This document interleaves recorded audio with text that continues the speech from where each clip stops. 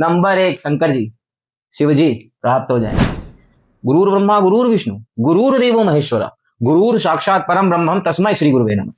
इसीलिए मैं 9 साल के टीचिंग करियर में सिर्फ और सिर्फ बैक बेंचर ही पसंद है। जो नफरत कर रहा है, नफरत फैला रहा है और वो कहता है मुझे परमात्मा की प्राप्ति है, तो मान लो बच्चा, उसको कोई परमात्मा की प्राप्ति नहीं। जो सच्चा संत होगा वो काम क्रोध लोभ माया इन सब से अलग बैठा है। जय श्री बाबा महाकाल। बच्चों, बड़ा प्रश्न है।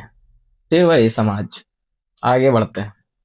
क्योंकि अंकित शुक्ला एक ऐसे मास्टर हैं, जब तक कोई अपने सारे बच्चन में जो चीज पहुंचाना चाहते हैं, जब तक पहुंचा नहीं लेते हैं, तब तक न थकते हैं और न हार मानते हैं। इसीलिए मैं 9 साल के टीचिंग करियर में सिर्फ और सिर्फ बैक बेंचर ही पसंद है। क्यों पसंद है? क्योंकि उनको कोई छूना नहीं चाहता है ना। क्योंकि वो बैक बेंचर ऐसा लगता है कि वो सुधारे नहीं जा सकते।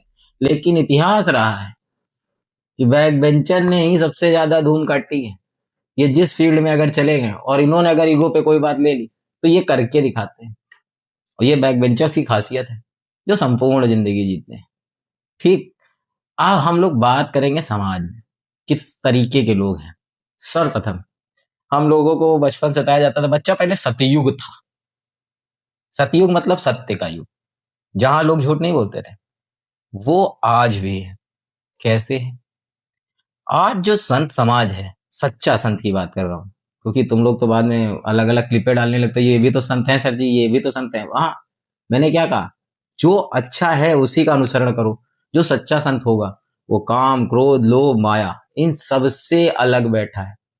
ठीक, और वो उसके जीवन में जो कुछ है वो सत्य ही है। और उस सत्य से ही वो इस समाज को प्रकाशवान बनाता है। जिस तरीके से सूर्य सूर्य क्या करता है? खुद जलकर इस समाज को एक ऊर्जा देने का काम और रोशन करने का काम करता है। ठीक, नंबर 2 पर आते हैं। नंबर 2 पे उसके बाद आ गया द्वापर। ठीक, 2 चीजें अब हो गई। ठीक, पहले सतयुग में जो ये ऐसे लोग हो गए, उनके चलने की सिर्फ एक ही दिशा है और वो उसी दिशा पे चलते हैं। 4 हो चाहे 40 दिशाएं हो, उनसे कोई मतलब नहीं। उनका एक ही मार्ग है और वो सत्य का मार्ग है और वह उसी पर ही चलेंगे। उनका ना आप पात जो मार्ग है डगमगा सकता है ना कुछ हो सकता है, क्योंकि उन्होंने मन को इतना एकाग्र किया हुआ होता है कि उन्हें सत्य के सिवा कुछ नहीं दिखाई देगा। दूसरे आते हैं द्वापर युग। ऐसे लोग भी हैं जिसमें एक ही व्यक्ति में, मैं फिर कह रहा हूं, एक ही व्यक्ति में सत्य और असत्य दोनों होते हैं। और वो जिस चेतना को जागृत करता है उसका आचरण, उसका स्वभाव वैसा ही हो जाता है। ठीक, द्वापर में 2 ही लोग फेमस हैं, एक राम जी, एक रावण। ठीक, राम जी क्या है? सत्य है। रावण क्या है? असत्य है। और असत्य में जिद्द है। क्या है? जिद्द है। और जहां जिद्द आ जाता है, असत्य आ जाता है, फिर उसका एंड में उसके अंदर अधर्म का वास हो ही जाएगा, उसमें अहंकार आ ही जाएगा और उसका विनाश हो ही जाएगा। लेकिन जो सत्य होगा, ना उसमें अधर्म आएगा, ना उसमें अहंकार आएगा और वह उस पाथ पर चलता रहेगा। एक इस टाइप के लोग होते हैं। तीसरे आते हैं त्रेता युग। इसमें 3 चीजें हो जाती हैं। कृष्ण युग भी इसको कहते हैं। जैसे कृष्ण जी ने यहाँ पे रोल प्ले किया है गुरु का। ठीक, अर्जुन है भक्त और तीसरा है परमेश्वर। 3 चीजें आ गई। परमेश्वर कहां से मिला? सतयुग से, सत्य से, क्योंकि सत्य ही शिव है। ठीक, गुरु कौन बना? अर्जुन, सॉरी, श्री कृष्ण जी गुरु बने। और शिष्य कौन बना? अर्जुन बने। 3 लोग, 3 दिशाएं हो गई, या 3 तरीके के पात्र। और जिसने गुरु को पा लिया वो विजय प्राप्त कर गया। ठीक, अब ये गुरु को प्राप्त करने का मतलब कैसा है ये भी समझो। आजकल नई प्रथा है, फेयरवेल, है कि नहीं? और फेयरवेल में मैंने स्कूल देखा, बड़ा रोना धोना होता है, अब हम नहीं मिलेंगे, अब क्या होगा हमारे जीवन में, वगैरह वगैरह। अरे, तो विदाई किससे प्राप्त करना चाहते हो? दोस्तों से या अपने गुरुओं से? नहीं ना। अब तुम गुरु को क्या, अगर वहां गुरु से तुम विदाई चाहते हो, मतलब तुम कृष्ण से पीछा चाहते हो, छुड़ाना चाहते हो, या गुरु का साथ नहीं चाहते हो। तुमने देखा होगा कि पहले जब राजा जी बैठते थे, जब राम जी अपने दरबार में बैठे हैं, तो उनके दरबार में गुरु वशिष्ठ बैठते थे। रावण के दरबार में तुमने देखा कभी गुरु बैठा हो? तो नहीं, क्योंकि रावण खुद ही गुरु मानता है। ऐसे लोग भी हैं जो खुद को ही मानते हैं कि हाँ मैं ही हैं जो हैं, हमारे सिवा कोई नहीं, और मैं ये करके दिखाऊंगा, मैं ये कर दूंगा, मैं वो कर दूं। ये मैं ही तो अहंकार की जननी है। और बाकी एक जो है वो गुरु के आदेश पे चलते हैं। आपने देखा होगा रामायण काल में, जब रामायण सीरियल आता है तो उसमें राम जी जब भी कुछ करने जाते हैं, गुरु जी आपका आदेश है, फर्स्ट ऑफ ऑल वो गुरु का आदेश ही लेते हैं। क्यों लेते हैं? क्योंकि हमारी संस्कृति हमें यह सिखाती है, गुरुर ब्रह्मा गुरुर विष्णु गुरुर देवो महेश्वरा, गुरुर साक्षात परम ब्रह्मम तस्मै श्री गुरुवे नमः। ठीक। और वो गुरु ब्रह्म समान है। इसीलिए हमारे एक मित्र हैं, उन्होंने आज कमेंट किया था कि भगवान में, परमात्मा में अहंकार का वास क्यों हो गया? कृष्ण जी में वास आया, उन्होंने जब कहा अहम ब्रह्मास्मि, मैं ही ब्रह्म हूं। तो ब्रह्म का मतलब मैं ही वो ज्ञान हूं अर्जुन, जो तुम चाहते हो, जो तुम्हें सतमार्ग पे लेके जाएगा, जो तुम्हें अच्छी संस्कृति को डालेगा। ये था, ये अहंकार नहीं था।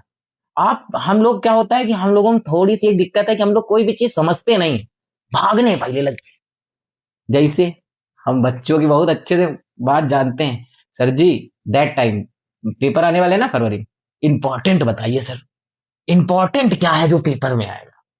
अरे तुम खाली नंबर के लिए पढ़ रहे हो क्या? ज्ञान के लिए नहीं पढ़ना चाहते? कब पढ़ी तुमने पूरी किताब? नहीं पढ़ी। अब तुम क्या करोगे? चौपतिया ले लोगे, 40 क्वेश्चन का सेट बनाओगे, भगवान के आश्रय बैठ जाओगे कि ये भगवान 40 में 10 क्वेश्चन फंस जाए, बस पास हो जाए। तो तुम्हारा जो उद्देश्य है वो प्राप्ति तो है ही नहीं ना। तुमने कोई भी काम ऐसा किया जो प्राप्ति करना चाहते हो। तुम शिक्षा के क्षेत्र में तो तुमने शिक्षा प्राप्त कहाँ की? तुम्हारा उद्देश्य ही प्राप्त करना नहीं था, तुम तो यही था कि कैसो पास हो जाए, है ना? इसीलिए मैं कह रहा हूं, गुरु को त्यागो नहीं, काहे का फेयरवेल? गुरु को साथ रखो। मैं इसीलिए कहता हूं, बार बार कहता हूं, मैं इस फेयरवेल की निंदा करता हूं। इसलिए फेयरवेल की निंदा करता हूं, या मेरा पहली बात, मैं ये मेरा पॉइंट ऑफ व्यू है, तुम लोग ऐसा मत समझना कि करना चाहिए नहीं करना चाहिए। मैं इसलिए करता हूं क्योंकि मैं बार बार यहाँ यूट्यूब पे आने का मेरा एक रीजन है। जब मैंने ये चीज समझी, जब मुझे गुरु मिला शिव जी के रूप में, उन्होंने मुझे ज्ञान दिया, तब मुझे समझ में आया कि गुरु का साथ होना कितना अहम होता है। क्यों?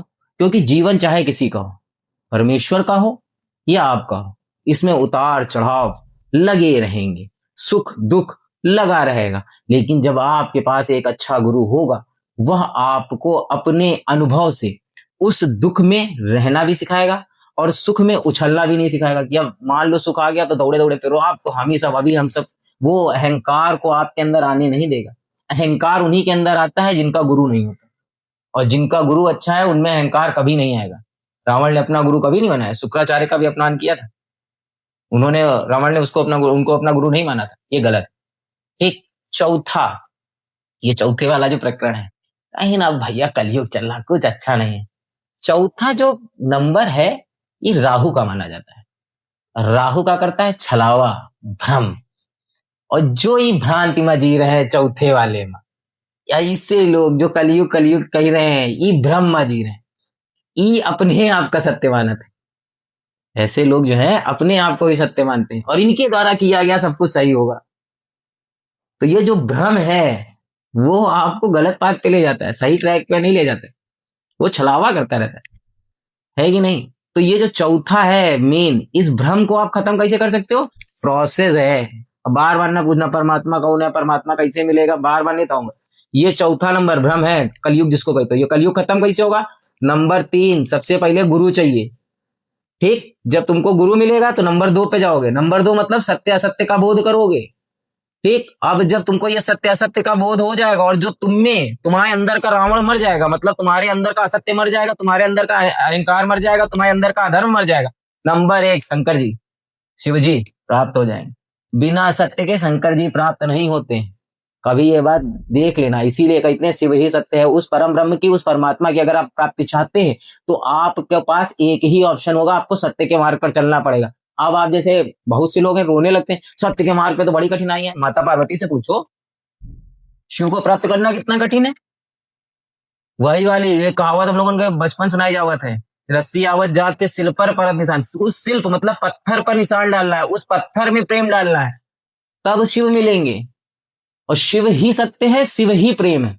मैं बार बार एक बात कहता हूं, जो नफरत कर रहा है, नफरत फैला रहा है और वो कहता है मुझे परमात्मा की प्राप्ति है, तो मान लो बच्चा, उसको कोई परमात्मा की प्राप्ति नहीं, क्योंकि शिव ही सत्य है, शिव ही सुंदर है और शिव ही